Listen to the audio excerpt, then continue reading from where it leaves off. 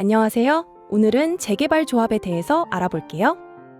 재개발에서 진짜 무서운 변수는 공사비예요. 공사비가 검증 없이 커지면 그 부담이 결국 추가 분담금으로 내려올 수 있거든요. 그래서 공사비가 흔들리는 순간 싸움은 이걸로 바뀝니다. 누가 몇 평을 받고 돈을 더 내는지 돌려받는지 이걸 정리해서 입주하고 등기하고 마지막 정산까지 끝내는 조직.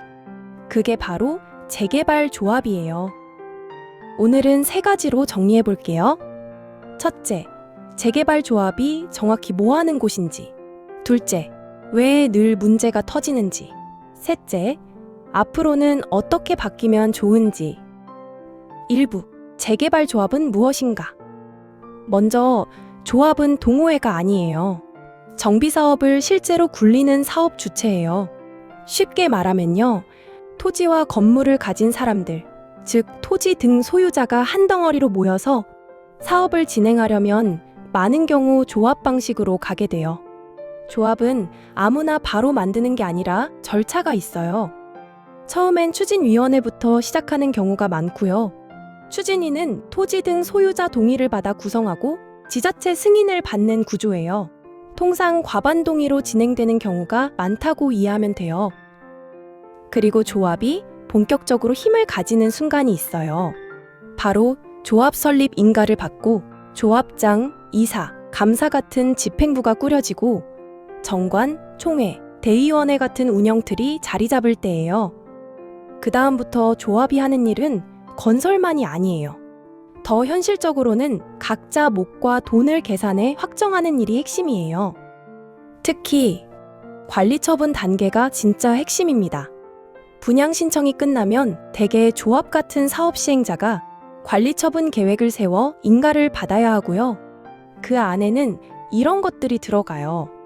종전자산 평가, 즉 권리가액, 종우자산 추산, 즉 새 아파트 기준의 가치와 배정 기준, 그리고 사람별 배정 결과, 추가 분담금이나 청산금 같은 마지막 숫자요. 여기서 사실상 누가 어디 몇 평, 돈이 얼마나 붙는지 이 뼈대가 굳어져요. 조합이 끝까지 가는 큰 흐름을 아주 짧게 보면요. 조합 만들기, 추진위가 조합 설립 신청 후 조합 설립 인가, 사업계획 확정, 사업 시행 계획 수립 및 인가, 권리 계산과 분양 설계, 권리가액 산정, 분양 신청, 배정 기준, 관리 처분, 최종 배정과 정산의 결정판, 이주, 철거, 시공, 공사관리, 준공, 사용 승인, 입주, 등기, 권리 이전, 최종 정산, 청산.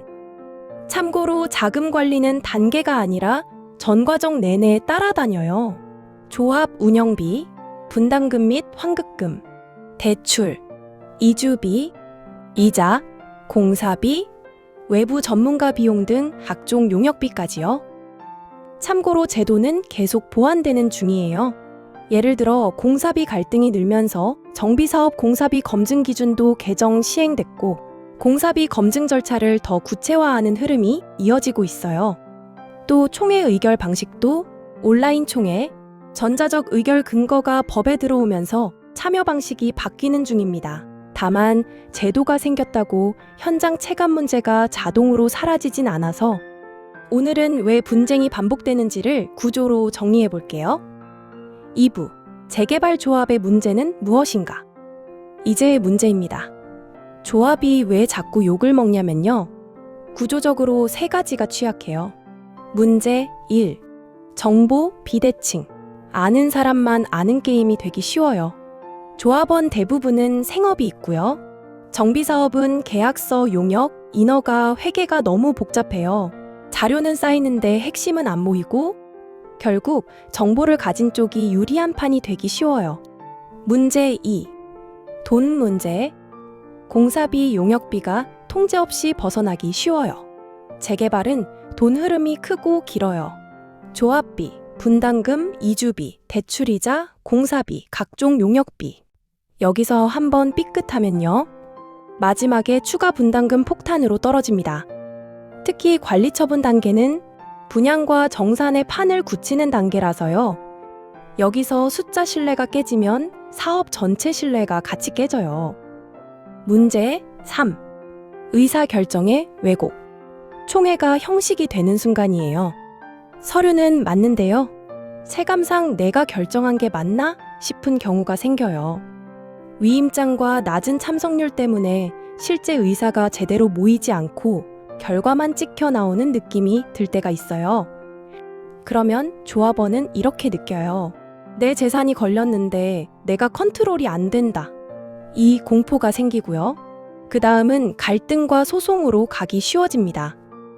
3부. 앞으로 재개발 조합은 이렇게 하길 바란다. 여기서 조합을 없애자는 얘기는 현실적으로 어렵고요. 핵심은 이거예요. 조합을 불신의 블랙박스가 아니라 투명한 프로젝트 회사처럼 만들자는 거예요. 제가 바라는 개선을 6가지로 정리해 볼게요. 1. 돈부터 투명하게. 실시간 가계부 수준으로요. 월별 자금 흐름을 요약본만 올리는 게 아니라요. 큰 항목을 쪼개서 누가 무엇을 왜 얼마에 했는지까지 조합원이 쉽게 확인할 수 있어야 해요. 2. 공사비 용역비는 검증과 비교가 기본값이어야 해요. 공사비 증액이든 큰 용역 계약이든요. 외부 검증과 비교 견적을 기본으로 하고요. 최소한 왜 이 금액이 필요한지를 물량, 단가, 설계 변경 같은 근거로 조합원 눈높이로 풀어줘야 해요. 3. 핵심 단계마다 한 장 요약이 의무였으면 해요. 사업 시행 계획, 관리 처분, 공사비 변경 같은 큰 의사결정은요. 핵심만 한 장으로 요약해서 장점, 리스크, 조합원 영향, 특히 추가 분담금 가능성을 딱 보여줘야 해요. 4. 총회는 참석률 게임이 아니라 이해 기반이어야 해요. 전자투표든 사전 설명회든 질의응답 기록이든요. 조합원이 이해하고 찍을 수 있게 구조를 바꿔야 해요. 5. 이해충돌 방지 장치를 강화해야 해요. 조합이 제일 의심받는 포인트가요. 누구랑 한패냐 이거거든요. 이건 제도, 규정, 그리고 공개로 관리하는 수밖에 없어요. 6. 조합원 교육은 옵션이 아니라 필수예요. 정비사업은 복잡해요. 그러면 더더욱요. 초보 조합원이 흐름만이라도 잡게 기본 교육을 깔아줘야 해요. 한 줄 정리하면 재개발 조합은요. 아파트를 짓는 조직이기 전에 누가 뭘 받고 돈을 얼마 내고 최종 권리를 어떻게 확정할지를 끝까지 정리하는 조직이에요. 그래서 조합의 문제는요. 사람이 나빠서라기보다 돈과 정보와 의사결정이 불투명해지기 쉬운 구조에서 터지고요.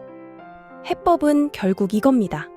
투명한 공개, 검증, 이해 가능한 설명, 그리고 참여 구조, 즉 조합원이 그냥 도장 찍는 사람이 아니라 이해하고 통제할 수 있게 만드는 장치라고 생각해요. 이만 줄일게요. 궁금한 점은 댓글로 남겨주세요.